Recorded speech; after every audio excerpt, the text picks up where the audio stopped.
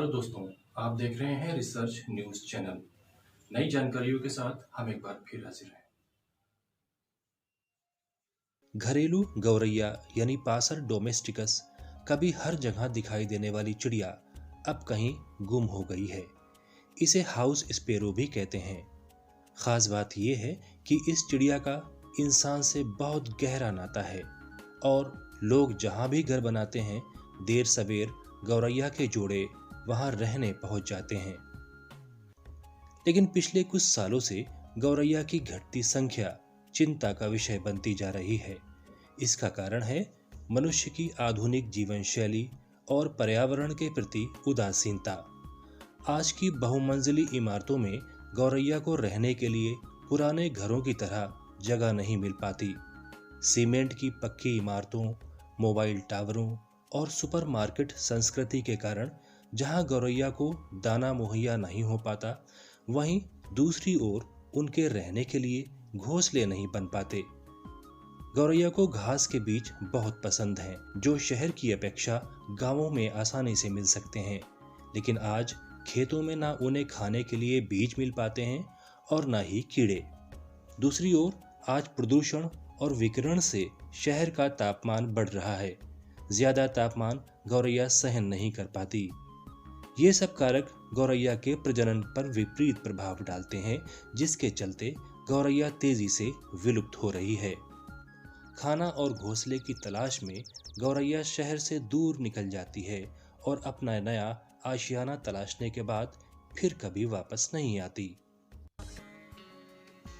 आज गौरैया को बचाना बहुत ज़रूरी है, क्योंकि हमें याद रखना चाहिए कि गौरैया को मारने का अंजाम 2.5 करोड़ चीनियों ने अपनी जान देकर चुकाया था। जी हाँ, 2.5 करोड़ लोग गौरैया के कारण मारे गए थे।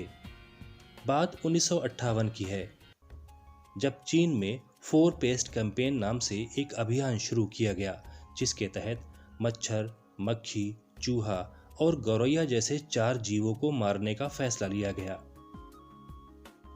ये तो समझ में आता है कि मच्छरों ने मलेरिया, मक्खियों ने हैजा और चूहों ने प्लेग फैलाया होगा, तो इन सब का सफाया किया जाना तो ठीक था।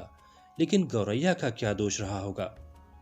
तब गौरैया को दोष दिया गया कि वो लोगों का अनाज खा जाती थी। फिर क्या था, गौरैया को चुन चुन कर मारा जाने लगा। लोग रात दिन गौरैया का शिकार करने लगे।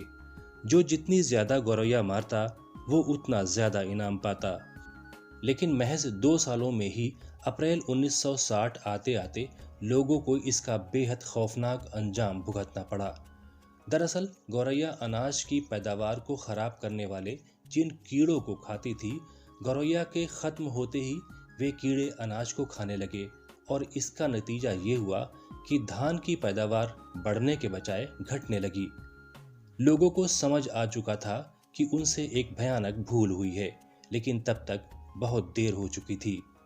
तब पैदावार इतनी घट गई थी कि आगे चलकर उसने अकाल का रूप ले लिया, जिसमें करीब 2.5 करोड़ लोग भूख से मर गए। 20 मार्च को गौरैया दिवस के रूप में मनाया जाता है।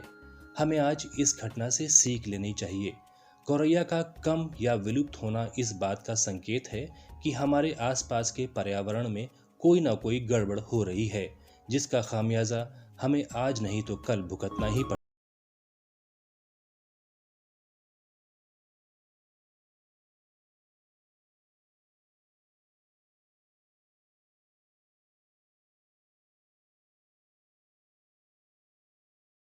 जगह मिल रही है, ना ब्रीडिंग के लिए इनको सुरक्षित स्थान मिल रहा है, और ये इनके जो अन्य पक्षी या जीव इनके दुश्मन हैं, वो इनको नष्ट करते जा रहे हैं, जिसके कारण इनकी संख्या गिरती चली जा रही है। दूसरा जो महत्वपूर्ण कारण है, जो इन गौरैया की संख्या जो घटती जा रही दिन ब दिन, जो है ये गौरैया लुप्त की कगार पर होती जा रही हैं, उसका ये कारण है कि आजकल हम अपने एग्रीकल्चर के प्रोडक्शन को बढ़ाने के लिए तरह तरह के कीटनाशक दवाओं का प्रयोग करते हैं, और ये गौरैया अपने बच्चों को फीड करने के लिए लार्वीज जो या इंसेक्ट लार्वीज को या मॉस्किटो लार्वीज को ये जो पकड़ के लाती हैं और अपने जुवेनाइल्स को खिलाती हैं, और वो जुवेनाइल्स जो है जीवित रहने के बजाय वो धीरे धीरे मरने लगे हैं। ये मनुष्य प्रेमी पक्षी जिसका नाम है गौरैया, इसको बचाने के लिए हमें जो भी हम पक्के घर बना रहे हैं वहाँ पर इनके रहने का स्थान बनाएं और साथ में इनकी फीडिंग छतों पे अपने या घरों में या कहीं भी इनके रहने के लिए घोंसले बनवाएं और इनका खाना वहाँ इनका दाना उनको दिया जाए, साथ में वहाँ पे पानी रख दिया जाए जिसकी वजह से वहाँ पर आएँ, उस स्थान पर रहें सुरक्षित और अपनी संख्या को ये बढ़ाएं। सवाल आपके लिए, क्या आप बता सकते हैं कि गौरैया दिवस की शुरुआत किसने की थी? और इसका जवाब है भारत के महाराष्ट्र से पर्यावरणविद मोहम्मद ई दिलावर द्वारा वर्ष 2008 में गौरैया दिवस की शुरुआत की गई थी। दिलावर की ये शुरुआत आज दुनिया के 50 से ज्यादा मुल्कों तक पहुंच चुकी है। अगर आपको एपिसोड पसंद आया तो इसे लाइक एंड शेयर जरूर करें और अगर आप हमारे चैनल पर नए हैं तो हमारे वीडियो के नीचे दिए गए लाल रंग के सब्सक्राइब बटन को दबाकर इसे अभी फ्री सब्सक्राइब करें और साथ ही साथ में बेल आइकन भी दबाएं ताकि आपको हमारे आने वाली एपिसोड्स की नोटिफिकेशन मिलती रहे। कमेंट बॉक्स में हमें आपके सुझावों का इंतजार रहेगा।